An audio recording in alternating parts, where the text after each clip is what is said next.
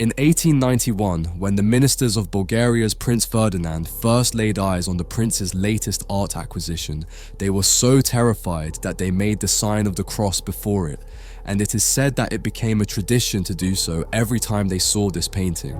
In today's video, I will present one of the most terrifying works I have ever come across, and not because it has a shocking scene depicted in the painting, but rather because of the subtle and penetrating silhouette of a man sitting in the darkness. Let me tell you in advance that this curious human silhouette is Lucifer, the fallen angel from the Bible, which makes it even more intriguing. Without further ado, let's begin with a deeper analysis of this work and discover why everyone who faced it blessed themselves. Let's get started.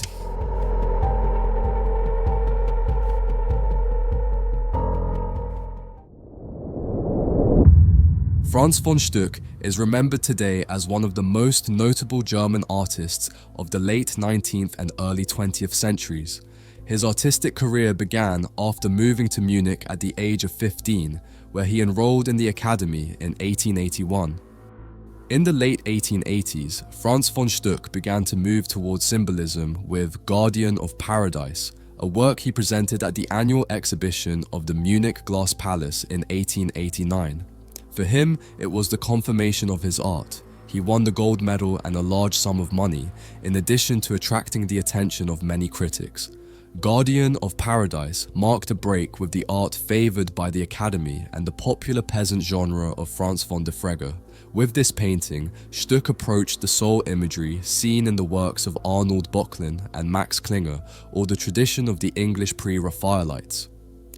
In 1895, Stuck became a professor at the Munich Academy of Fine Arts. As a teacher, he trained and shaped future avant-garde artists such as Paul Klee and Wassily Kandinsky. A year later, he commissioned the construction of Villa Stuck, demonstrating his skills in design, sculpture, interior decoration, and architecture. The villa is laden with symbolism and works by the artist, including reliefs of divine processions leading to the studio. World War II had a great impact on the house, destroying many works of art. Franz von Stuck's works from the last decade of the 19th century belong to the symbolist movement and its interests in the inner self. A common theme for Stuck, and symbolism in general, was the femme fatale, the dangerous woman. Among these symbolist paintings are Lucifer and The Sin, the latter being one of the most emblematic paintings of German symbolism. After the end of the Great War and the chaos it caused, the symbolist themes of the fin de siècle seemed largely irrelevant to the art world. Franz von Stuck, who had come to be a prince of German art, according to the funeral speech, became increasingly isolated towards the end of his life and was almost forgotten after his death on August 30th, 1928, dying in relative obscurity. I would like to remind you that this painting and many other historical paintings that I have personally selected are available on our website. In our catalogue, you can find over 250 historical paintings in different styles, such as canvas or fine art print.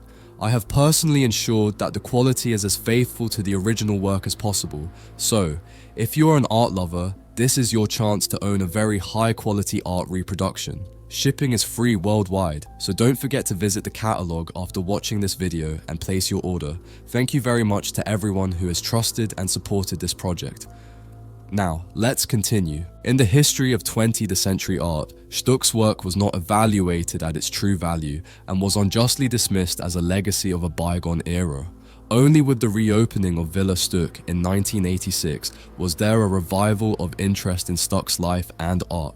The same house that I mentioned earlier, which he himself designed and which has curiously become a museum in the city of Munich, Germany. Nevertheless, at that time, opinions among art historians still differed regarding the nature of his achievement. His symbolic themes were, in fact, a cover for representing passionate love or the battles between the sexes, themes that remain relevant to this day. Now that we know the context of this artist, let's analyze the painting that brings us together in this video, which many people consider the darkest and most terrifying work of his oeuvre. This painting, entitled Lucifer, was painted in 1890 by Franz von Stuck. It shows a seated man in a dark space with his legs pressed together. The man is naked and gazes intensely at the viewer while supporting his head with his left hand. What is he thinking about, or is he plotting something? The pose is reminiscent of The Thinker by Auguste Rodin, and while Rodin created his first version of this famous statue a decade earlier, it is doubtful that Stuck would have been familiar with it, as it only received public recognition later on.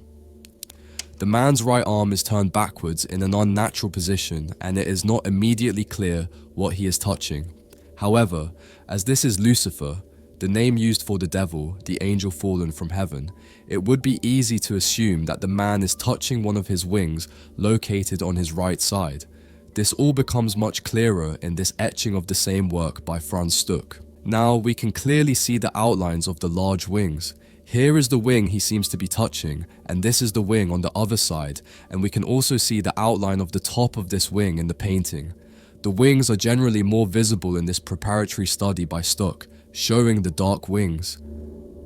The etching still has those intense eyes of Lucifer looking at us, and it appears that he is seated on some kind of bench. Knowing that this is the devil, we can imagine that he is plotting his revenge for being kicked out of heaven. The original painting is relatively large, measuring 161 by 152 centimeters, or 63 by 60 inches. In the background of the painting is a fluorescent light source in the shape of a crescent moon. It's not really clear what this light source is, and the etching doesn't help either, as it omits this light source altogether. Is it a real moon? Lucifer has fallen from heaven, so it could represent some light from his former home. I would love to hear what you think it might mean in the comments section. Researching the whereabouts of this work, I found that Prince Ferdinand of Bulgaria, the former owner of Lucifer, once told von Stuck that the painter had terrified his entire cabinet. They were so frightened by the sight of this painting hanging on the wall that they felt compelled to make the sign of the cross whenever they saw it. A story von Stuck repeated with delight, it is presumed. What makes Lucifer stick in your mind is not a mere reproduction of the glamour of evil, but rather the sense of loss in those striking, glowing green eyes, the envy of the heaven he fell from fueling the fires of the hell in which he must now dwell.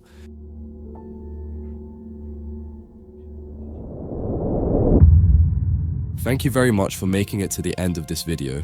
Please let me know in the comments what you think about this painting, and if you believe it is scary enough to make you feel the need to make the sign of the cross when you see it. Don't forget to leave a like if you found this video interesting, and subscribe so you don't miss the next one. See you soon, bye.